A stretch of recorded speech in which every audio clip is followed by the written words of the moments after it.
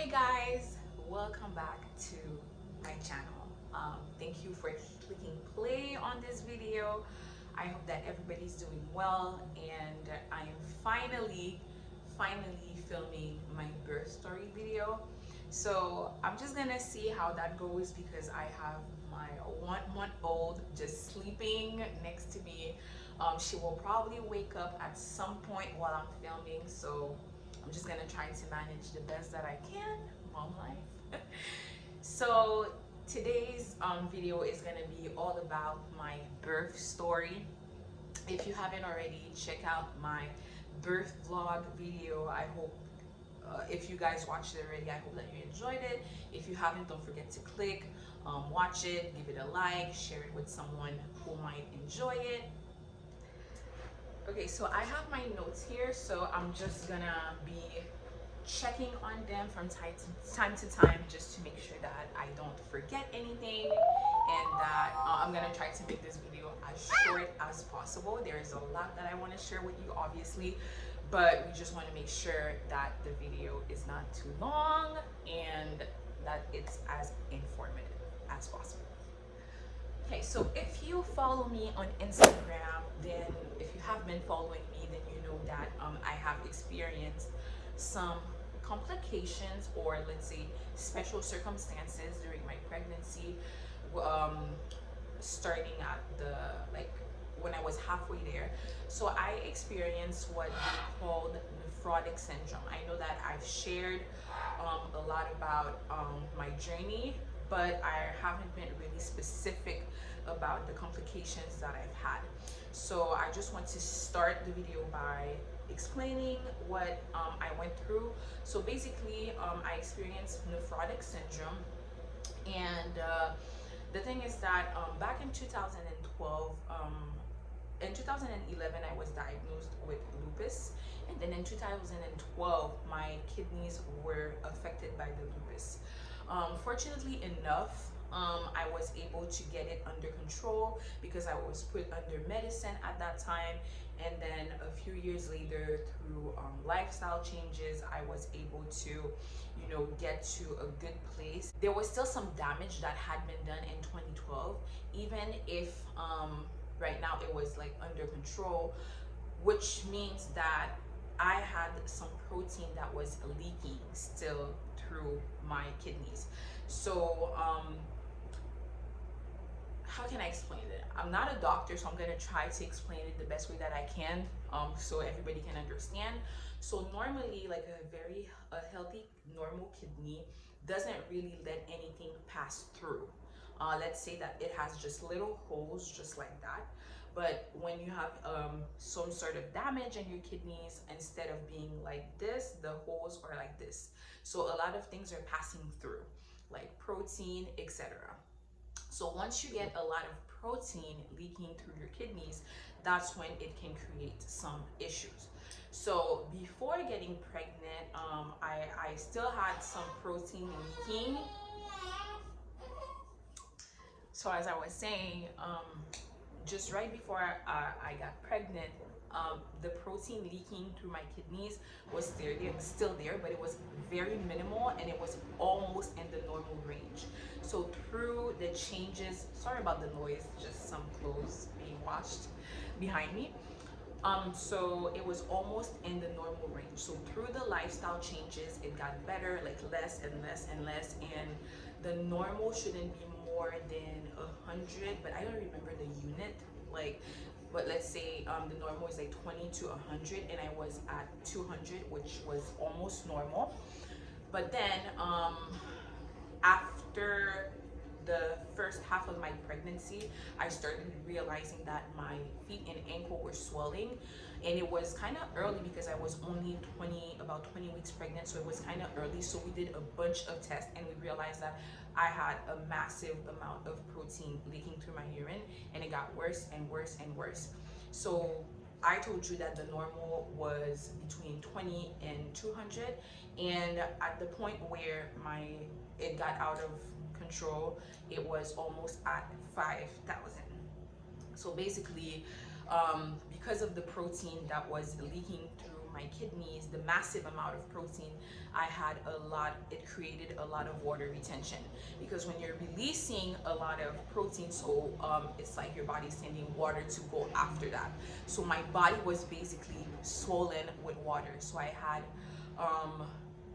my whole lower body was huge, swollen, couldn't cross my legs, couldn't, so many things that I couldn't do, couldn't fit in my shoes anymore, and I really felt handicapped. And I had to go to the hospital multiple times because of all of that. So I'm not gonna get into all of the details, but it's basically, you know, I just wanted to make a summary so you have an idea of what was going on. And, you know, like, I know a lot of people are like, what was going on, etc., etc. So right now, just so you know, everything is getting back to normal, because the thing is that even while all of this was happening, the lupus was still under control throughout the whole pregnancy. I didn't experience any flare-up. I didn't, you know, all my inflammation markers were fine. It's just that the pregnancy was, you know, it was very hard on the kidneys. And so right now I'm 4 weeks postpartum, and I have already lost 40 pounds of just water weight. So basically I didn't gain any weight this pregnancy. It was just swelling from all the water. And now that I delivered my baby, just like the doctor had reassured me, I just naturally started losing the water. I'm gonna get some lab tests done next week, and then I'm gonna have my 6-week postpartum appointment the following week, so in 2 weeks, and then they will check out everything and just make sure that everything's back to normal. But they had assured me that once the baby would be out, everything should be getting back to normal, especially if my body is healthy and everything's functioning well. So let's get to the birth story. So I just want to start by saying that I had an amazing experience because of everything that I've been through with the water retention and everything. I was really focused on making the most out of the rest of my pregnancy, because I was scheduled to be induced at 37 weeks. If you follow me, you know that I was scheduled to be induced on September 8th, and I gave birth naturally. Like, my baby girl came the day before, and that was absolutely amazing because it's something that I really wanted, that I prayed about, that I talked to her about, and it just happened. So I had an amazing hospital experience. First thing that was very important to me for my birth was that I did not want to fear. The thing is that a lot of people, a lot of women and even their partners, they approach birth with this sense of fear because of what you see on TV, because of what you've heard, because of how birth is portrayed in general. It kind of puts the spirit of fear in people, and once you approach with fear, then I think that you're just conditioning yourself to have a bad experience. And this was the first thing that I didn't want. I wanted to educate myself. I did not want to fear. I wanted it to be a wonderful experience. It's really weird to explain, but I just felt this thing in my spirit that was telling me that you can have a wonderful birth experience. Let's talk about oxytocin. So oxytocin is going to be the main focus because I feel like this is the thing that helped me have an amazing experience. So oxytocin is basically the love hormone. Oxytocin is this hormone that you release whenever you feel love, whenever you're in an environment where you feel safe, and it has the power to reduce pain and make you labor faster. So you release oxytocin. You can release oxytocin when you get a hug, when you make love, when you're having an orgasm, whenever, even with smells like essential oils. Like, anytime that you're having a pleasurable experience where you feel safe and you feel valued and you're just enjoying the moment, you release oxytocin. So this is something that our doula had explained to us. So we were very focused on the oxytocin, and I will get more into details later on in this video. So let's go into a couple of things that we did to prepare ourselves for the birthing experience. Hiring a doula was one of the best decisions, and I did it a little late because of the way that everything was, you know, unfolding. Like, I was in Haiti, I was planning on giving birth in Haiti, and then because of my special circumstances, I had to fly to the States. So everything was just so unsure and just happening so fast. So I ended up starting working with my doula at 30, I think 31 weeks. But I really and it ended up being just fine. But usually you should start working with the doula earlier. So I would recommend starting looking for a doula as soon as you plan on trying to get pregnant, or as soon as you find out, so you have time to just go through different profiles, because not every doula is going to be a good match for you.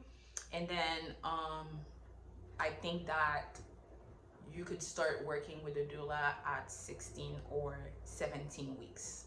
So that's just my personal opinion. So the doula was very supportive. So what do a doula do? A lot of people think that a doula is only here when you want to have like a natural or water birth, and it's not true. A doula is here to support you any type of way that you want to give birth. So either at a hospital, birth center, at home, or whatever, the doula is here to support your decision, and she or he is here to empower you and make sure that you're informed and that you have the best experience with following what you want for your birth.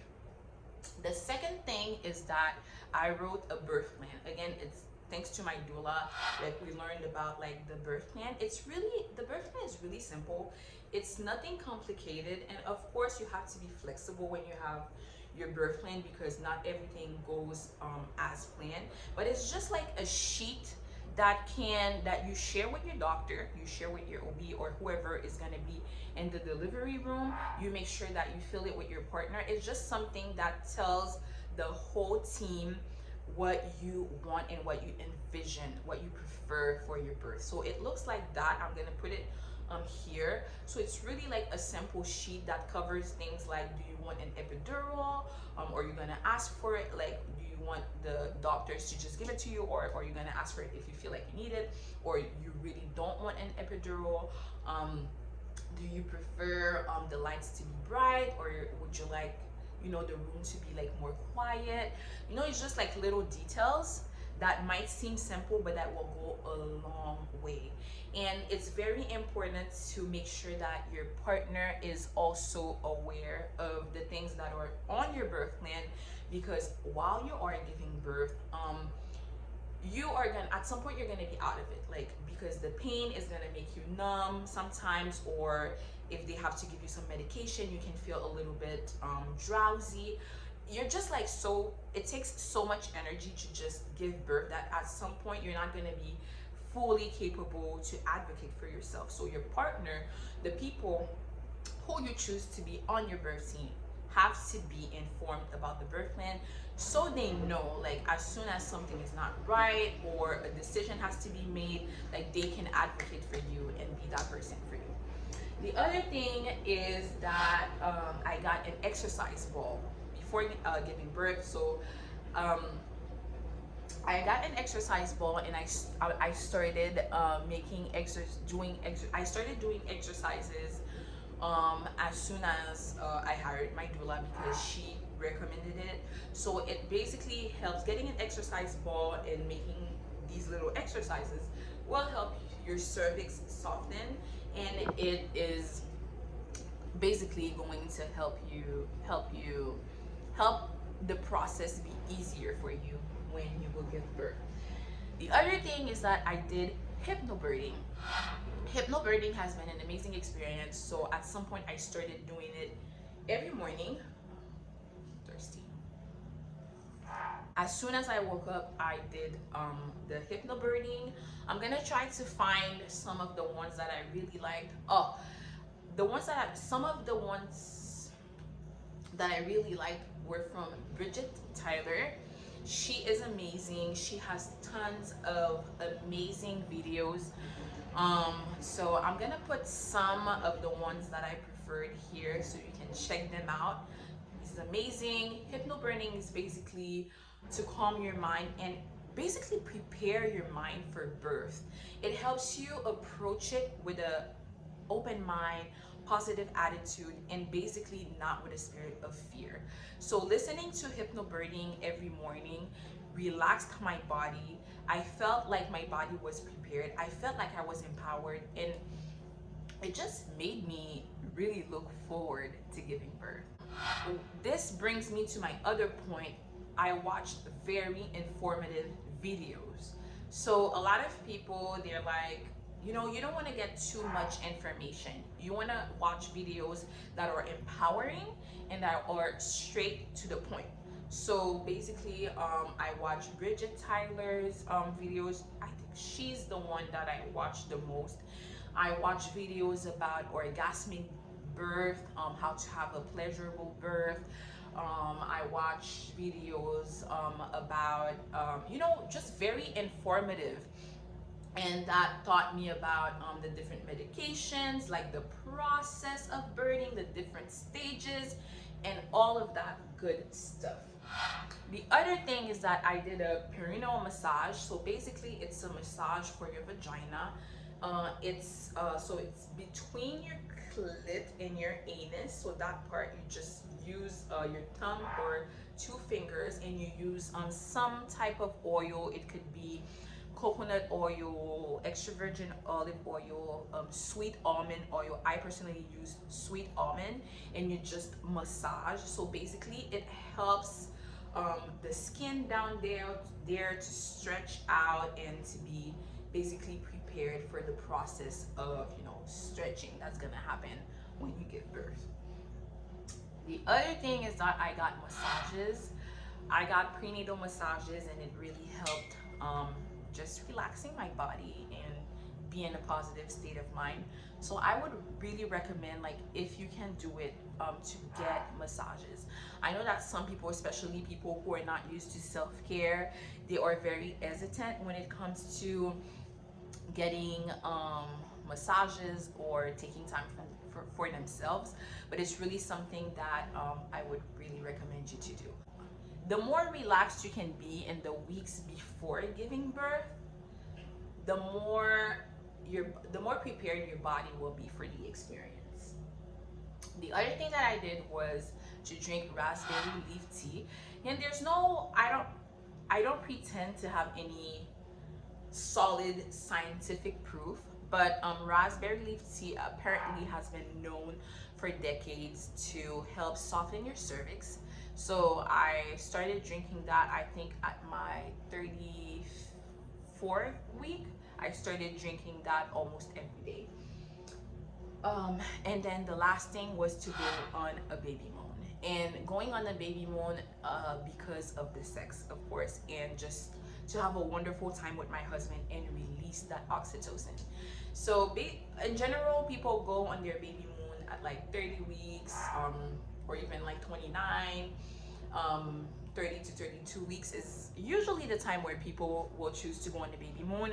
But again, because of the circumstances, like Jean-Luc was in Haiti, so when he came a few days before my scheduled induction, like a week prior, and that's when we went on the baby moon. So basically, it was a few days before I was scheduled to deliver the baby, and it was amazing. So later on in that video, I'm gonna tell you all about how having sex in these days helped naturally induce labor. So as I was telling you guys, Jean-Luc came to meet me a week before I was scheduled to give birth. So we were determined to have a lot of sex. And the reason is that the sperm contains a lot of entities that help soften the cervix. So it is proven that the more sex you have, you know, later on in your pregnancies, it can make your labor go faster. It can even induce labor for some people. So that's why I was very focused, and I was like, no, we are having a lot of sex. So when Johnny came, the first day that he came, we had sex, and what happened is that I lost a piece of my mucus plug. I'm gonna put the picture here. If you have a sensitive stomach, or you're just like very weird about these things, you can just skip real quick. So I'm gonna show it now. So this is what the mucus plug looked like. So the mucus plug, basically towards the end of pregnancy, you can notice that you lose some pieces of that mucus plug, and it's basically your body, like your cervix, preparing for labor. But just because you lose a piece of your mucus plug doesn't mean that labor is necessarily gonna start, especially if there is no blood in it. So basically, Janu came, we had sex, and it was the first time that I was noticing that like piece of mucus plug coming. But again, it had no blood in it. I showed it to some OB friends of mine, and they were like, oh, okay, like that's a mucus plug, but it's just, you know, it happens because you're like 36 weeks, so it happens. So when we went on the baby moon, so the baby moon was from Thursday to Saturday, and I was scheduled to be induced that next Tuesday. So we went on the baby moon on Thursday, and basically what happened is that we had a great time, we had sex, etc. On the last day, so basically on Saturday, we had sex right before checking out of the hotel, and that was at about 12. So after that last time that we had sex, I started experiencing cramps. So basically what they felt like were period cramps, but just a little bit stronger, and it kept like coming and going. And I joked around and said, oh wow, like you see, like just because we had sex now, I think I'm starting to experience contractions. But you know, so then we were in Fort Lauderdale, so we left Fort Lauderdale and we went back to Miramar because my parents had arrived that Friday, and we were basically going back to Miramar and then going to see my parents, my mother-in-law, because everybody was here to basically be here to welcome the baby. So when we got there, I was telling my mom that I was actually experiencing some cramps, like I felt cramps. So then we're like, oh wow, like that's crazy. Maybe you will go into labor before your scheduled induction or whatever. So my mom and my sister, they had some shopping to do. They were planning on going to Target and to the mall, and I was just like, you know what? Because Jean-Luc had to go somewhere. And then I was like, you know what? I don't really feel tired, so I'm not gonna stay at the house. I'm just gonna go to the mall with my mom and my sister. When we got to the mall,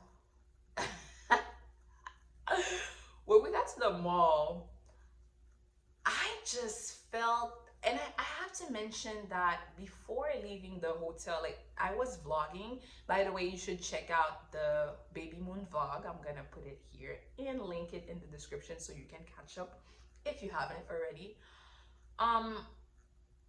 I have to say that while I was filming the vlog on that day, I realized that my face just looked very different. Like my neck and my face were just poofier all of a sudden, like out of nowhere. They just got poofier, and I was like, I look different.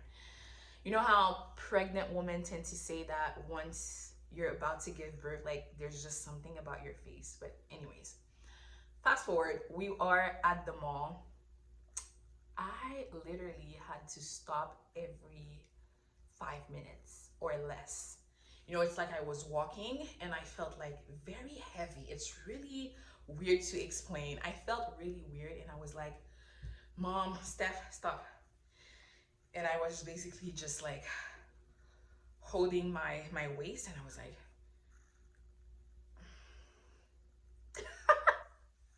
it was literally like this. My mom was like, okay. And I was like, okay, let's keep walking. And then 3 minutes would pass by and I would be like, stop. And it went like this for the rest of the day. So while we were at the mall, not only did I stop, I started like, I couldn't walk for too long. I had to stop from time to time. I suddenly wanted to go poop. And I was like, I have to go to the bathroom. I have to go poop. So I go to the restroom and I poop. I just poop. And then I finished, and then when I was about to leave the restroom and go back to my mom and my sister, I was like, oh my God, I'm so sorry. I have to go back. I pooped a lot. And then all of a sudden I had to poop again. So then I remembered this story that my mom told me about when she went into labor with me. My dad had just cooked this polenta in their apartment, and they were watching a movie. And as soon as she finished eating, she just had to go to the bathroom. She went and then went back in front of the TV and then had to go again. And I never forgot that story. So at that point, I was like, oh my God. I was like, Mom, isn't that how your labor started? And she was like, mm-hmm. She was like, okay, let's just like keep walking, and then I don't know, we'll just see. We will see what happens. And then so after that, I was like, you know what? I can't keep walking that much because I'm feeling very weird and tired. So I have to get my nails done anyways because I was planning on getting my nails done the next day. But I was like, you know what? Since we're at the mall, you guys go do your shopping and I'm just going to find a place. We found a place and I got my nails done because I was like, I don't even know what will happen tomorrow. So might as well just sit down and get my nails done right now. So at that point, I started tracking my contraction. I used the Ovia app. So that's what I was using. So I was like, let me start timing the contractions because at that point I felt like they were coming non-stop, and you know, it was like they were pretty consistent, and it was the first time that I've ever felt that way. So basically it kind of looked like that. I will put it here so you can see what my contractions look like. They were mild. Though, did I put mild? I put like low, not strong, weak, but maybe they were mild. I don't know. It's just these things that are so, you know, it just depends on the person and how you tolerate pain.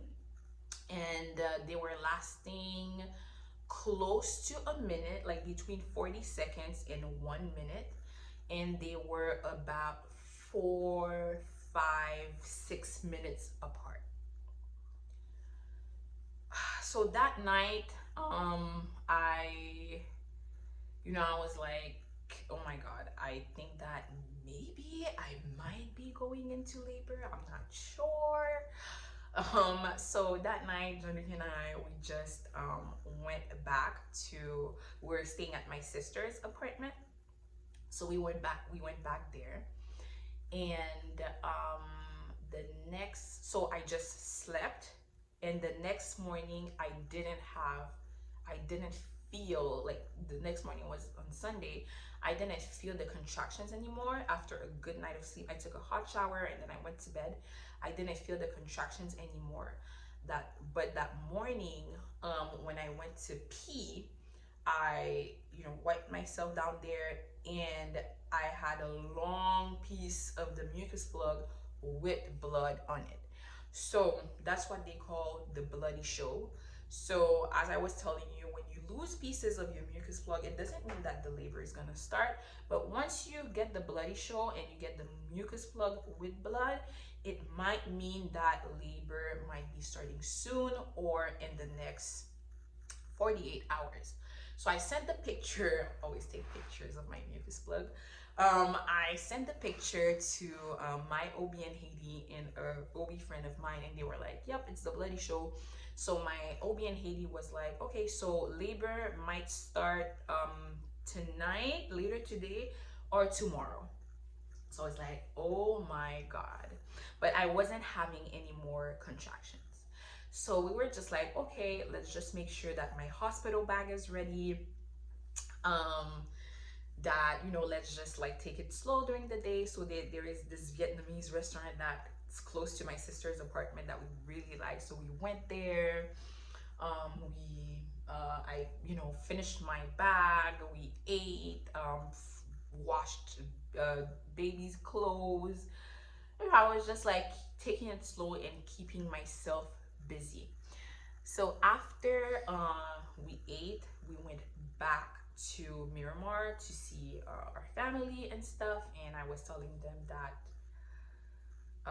you know, that I had lost the mucus plug with blood that morning, etc. And then that evening, the contractions started again. So I was at the house, so we were just like joking around, like talking, etc.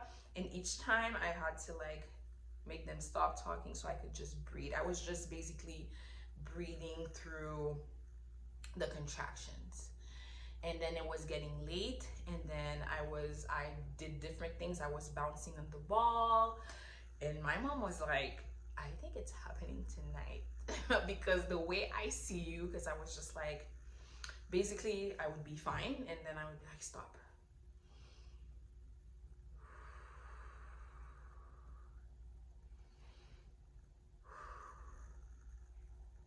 And then I would keep going. So my mom was like, seems like labor to me.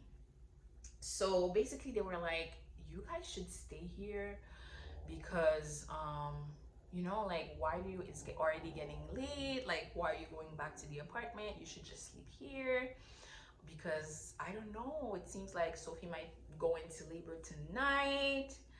And then I don't know, after thinking about it, we were like, no, like it's fine, we will just go back to the apartment, and if ever there is anything, we will just go to the hospital.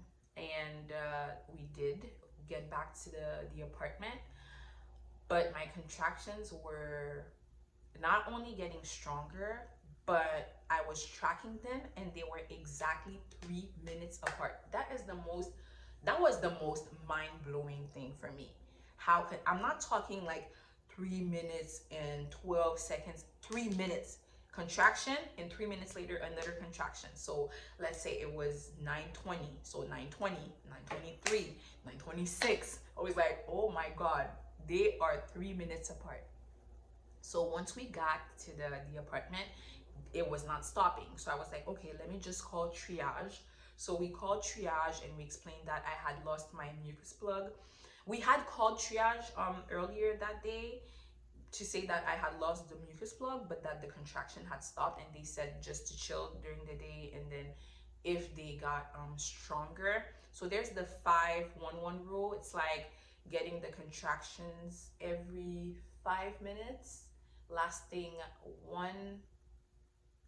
5 minutes apart, 1 minute long, and I forgot what the last one is. So basically we called triage again that night, and we were like, okay, so now my contractions are 3 minutes apart and they're quite strong, and this morning I lost the mucus plug with blood. So, and they were like, okay, come to triage and we will examine her and we will see if she will be admitted at the hospital or not.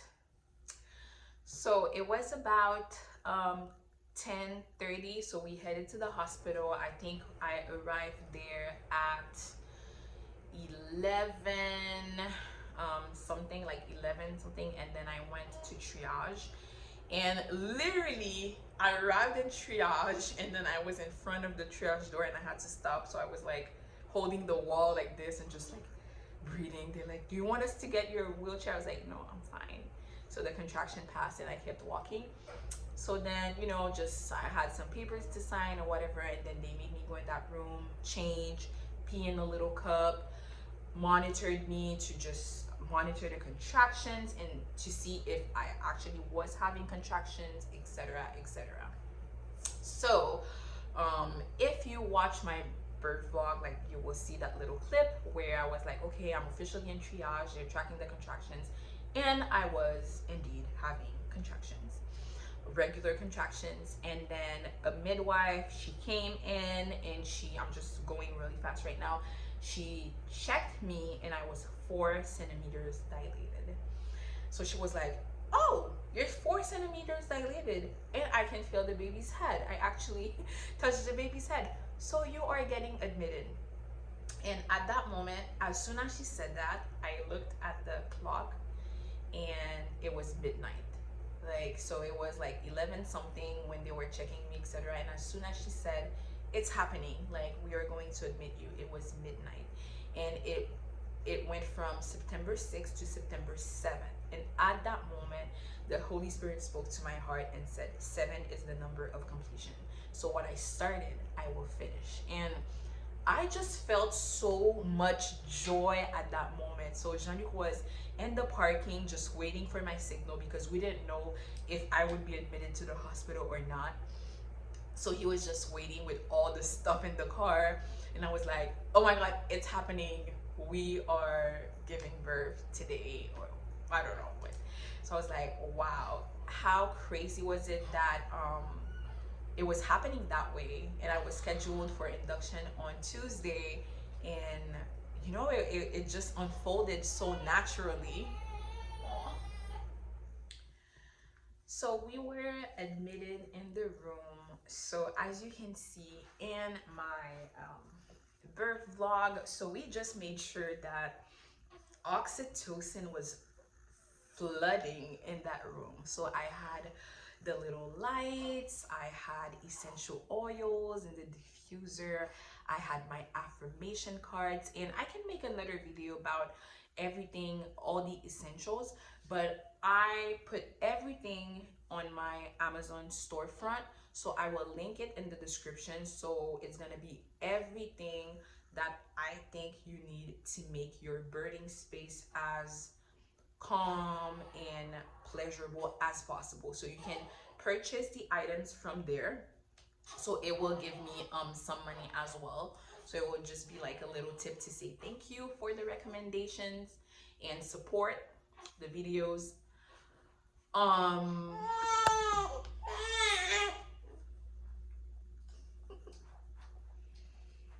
she woke up and she was hungry.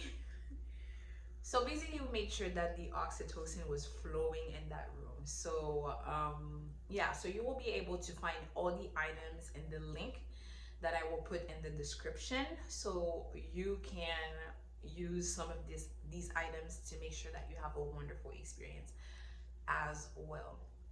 So that night, I just labored through the night. So Jolie had his little bed, like his little couch next to the bed. We had lavender is the one that I used, the only scent that I used throughout the labor. It's the one that I felt was really calming me and was really suitable for that moment. We had the bowl, so we had some music going on, and I labored through the night. So the contractions kept coming. So each time I had a contraction, I just gave Jean-Luc a signal, and basically he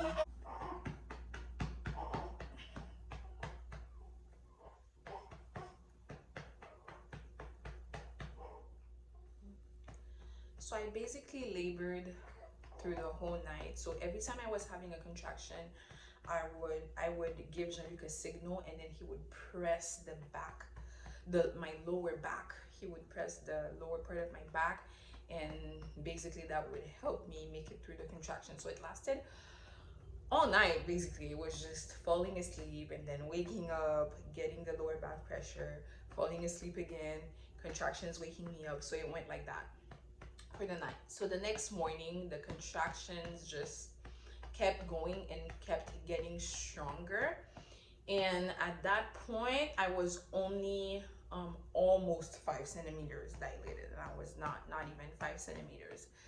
So yeah, nothing else to say, just the contractions that kept coming. At some point, I took the little bottle of essential oil, put it in like near my nose to help me go through it.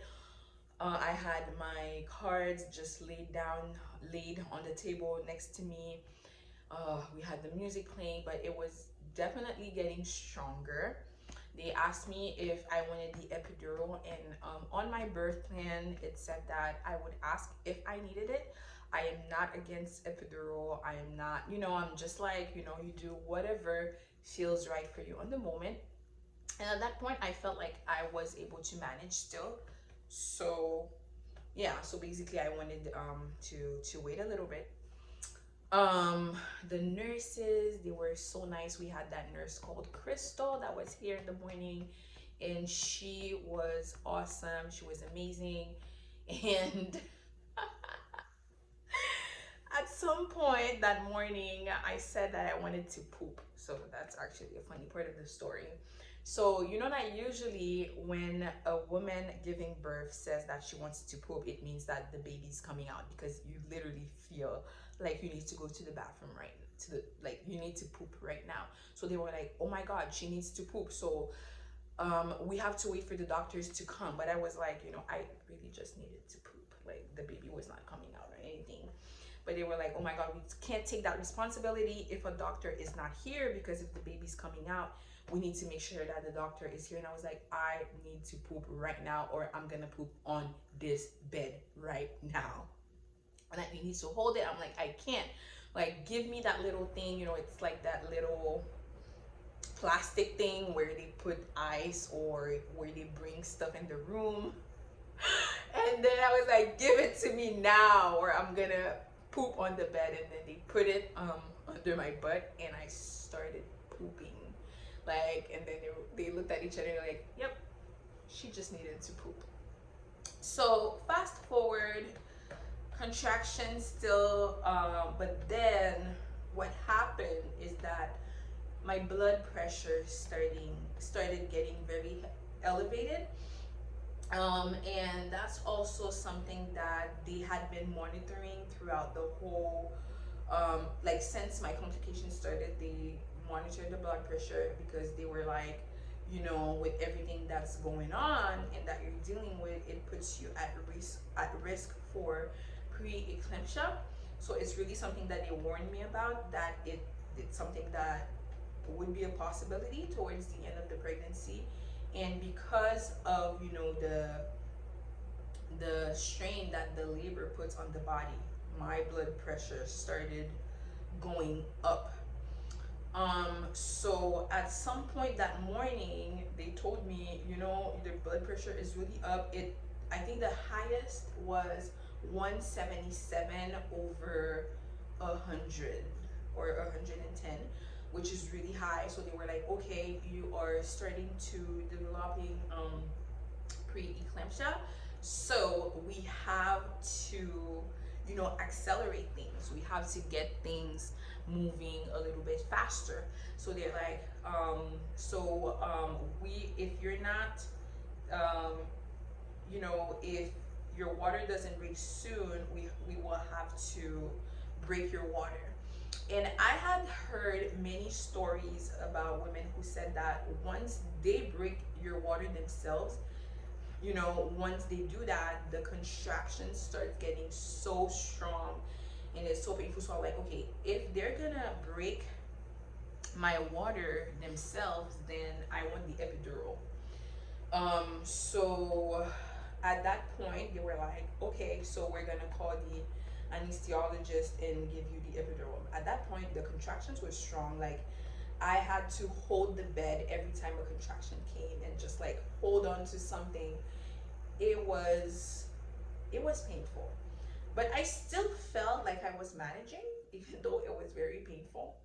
A lot of people, like, you guys saw the birth vlog and you were like, oh my god, I never saw someone so calm. But I didn't get, like, we didn't get to film the actual contractions, like before the epidural and stuff. Like, I didn't get to film a moment where I was experiencing a contraction, and I feel like maybe that's the only thing that I regret, like not getting on camera so you guys could really see how it kind of felt like, because that's something that I want to share as well.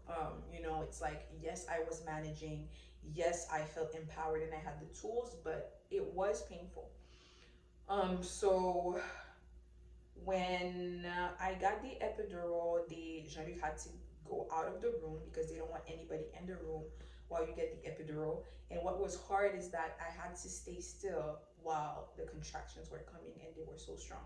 So each time I had to make them stop, etc. And then this is why you see, like, the doctors, they will encourage you to get the, if it's something that you want, they will encourage you to get it sooner, because it's more difficult to get it once you are, you know, in pain, because you have to be still, and when the contractions come, it's really hard. So, but I don't regret getting it at the moment that I got it. It was fine. But Crystal, the nurse, and Jean-Luc had to get out of the room while I was getting it. She was the one, just, she was in front of me, and she let me squeeze her arms, squeeze her hands as the contraction. She was just awesome. So fast forward, I get the epidural finally, and then a few minutes after I get the epidural, my water breaks on its own. And guys, seriously, it was so amazing. Like, I had no idea that the water was so warm. It was a like it was like something popped inside of me, and the water just, you know, it just went down my legs, and it was just so warm. It felt like, I can't even explain it. It felt like the type of water I would want to just bathe in for hours and hours and hours. It was warm.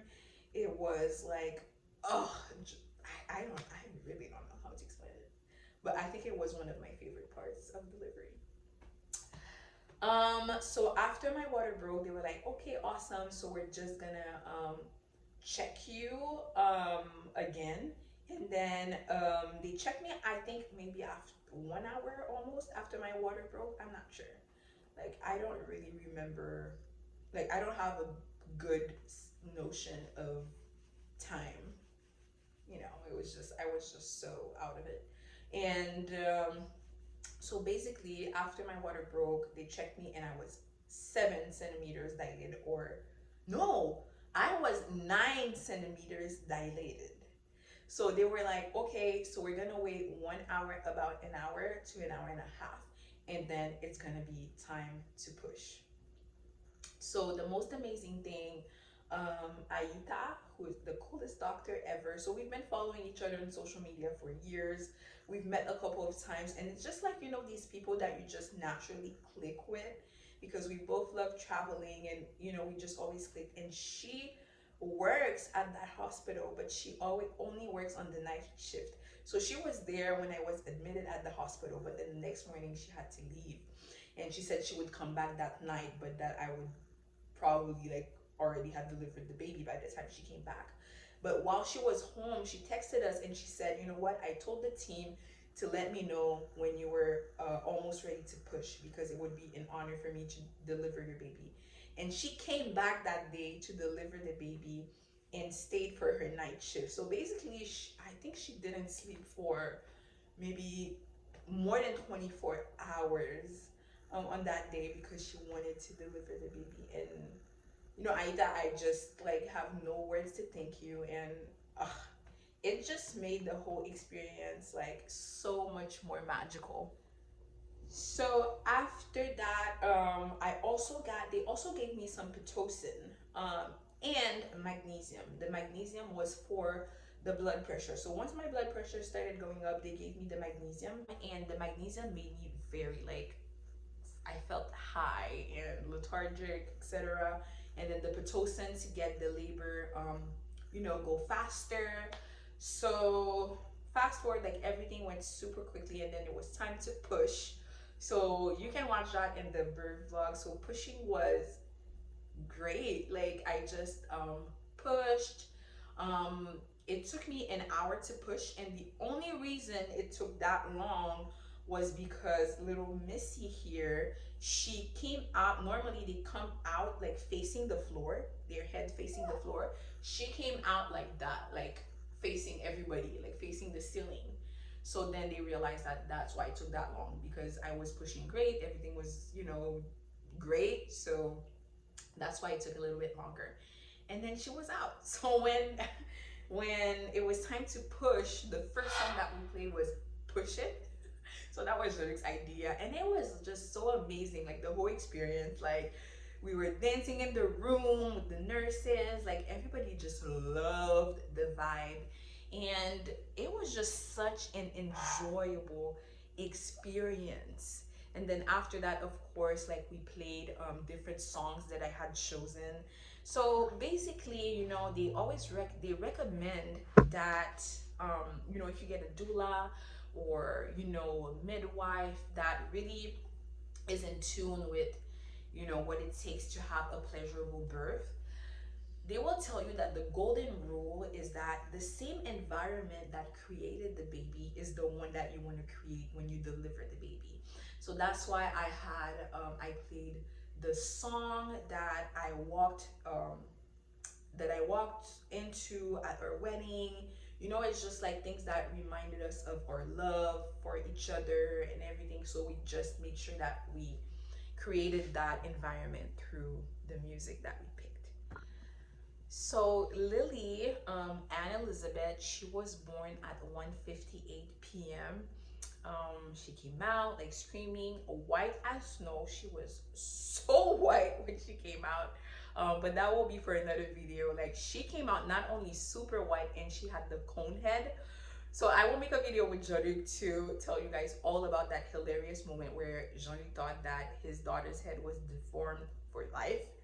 And that will be for another video. And I will also make a video about what to pack in your hospital bag, postpartum essentials, and all of that, like all of those good things. So I will wrap it up. I'm lucky that she made me, film for that long. But thank you guys for watching. Don't forget to like, to subscribe. Let me know if you enjoyed the video. Leave a comment below. And I know that the video is long, so I will make sure that I tell you in the description the different parts that I cover, so you can just skip if there's something that doesn't really interest you. So thank you guys for watching. Don't forget to like, subscribe, share the video with someone who might enjoy it, and I will see you next time.